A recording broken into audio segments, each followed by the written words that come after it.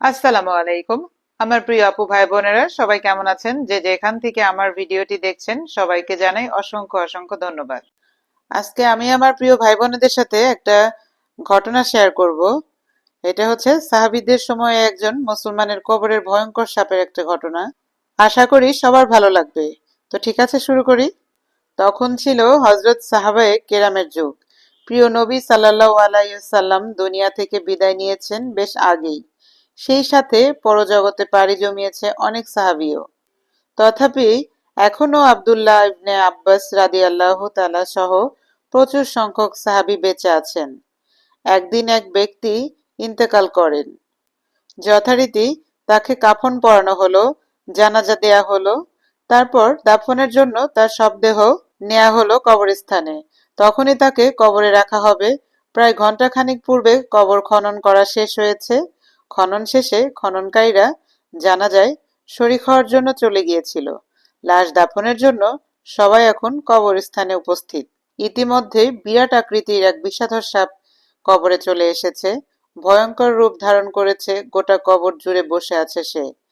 লোকজন কবরের মধ্যে সাপ দেখতে পেয়ে ভীষণ ভয় পেল। সাহসী লোকেরা সাপকে সরানোর জন্য অনেক চেষ্টা চালালো, কিন্তু কিছুতেই সরানো গেল না। তারপর বাধ্য হয়ে তারা অন্য স্থানে কবর খনন করলো। খনন শেষে লোকজন উপরে আসার সাথে সাথে সেই সাপটির ন্যায় অন্যরূপ আরেকটি সাপ সেখানেও দেখা গেল। ছোবল হানার জন্য প্রস্তুত হয়ে বসে আছে। সাপের ভাবসাব দেখে এমনটিই বোঝা গেল। এবার লোকজন তৃতীয় আরেকটি খবর খুঁড়ল, কিন্তু সেখানেও দেখা গেল একই অবস্থা।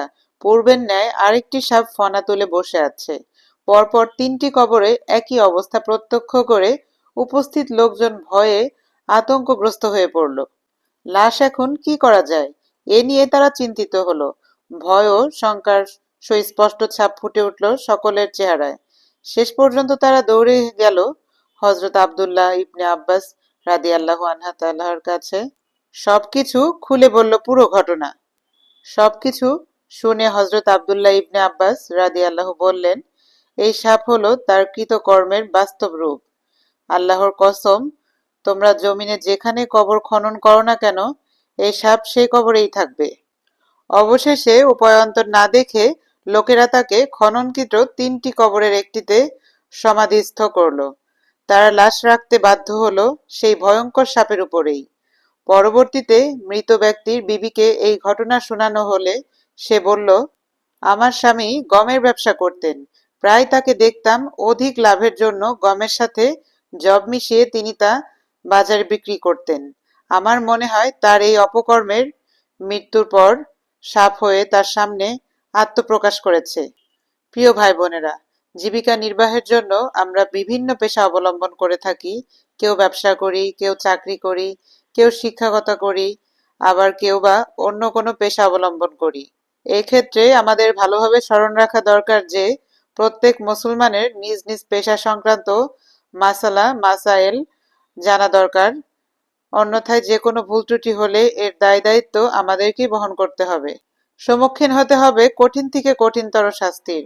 গমের সাথে যব মিশিয়ে বিক্রি করার কারণে যদি ভয়ঙ্কর সাপের ছোবল খেতে হয়, তবে আজকে যারা সরিষার তেলের সাথে সয়াবিন মিশিয়ে, উঁচু মানের দ্রব্যর সাথে নিচু মানের দ্রব্য মিশিয়ে, ভালোর সাথে মন্দ মিশিয়ে বেশি টাকা কামাই করেছেন কবর জগতে ও কিয়ামতের ময়দানে, তাদের অবস্থাটা কত মারাত্মক ও ভয়ঙ্কর হবে তা একটু ভেবে দেখেছেন কি?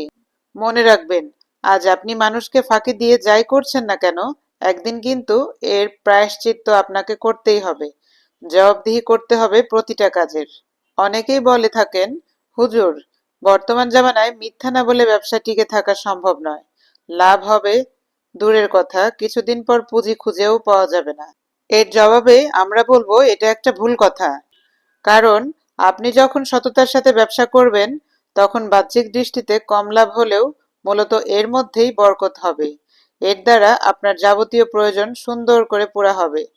তাছাড়া কিছুদিন পর লোকজন যখন জেনে যাবে যে আপনি মিথ্যা বলেন না, ভেজাল ব্যবসা করেন না, ক্রেতাদের ঠকান না, প্রতারণার সাথে ব্যবসা করেন না, তখন লোকজন অন্যের দোকান থেকে মাল না কিনে আপনার দোকান থেকে মাল কিনবে।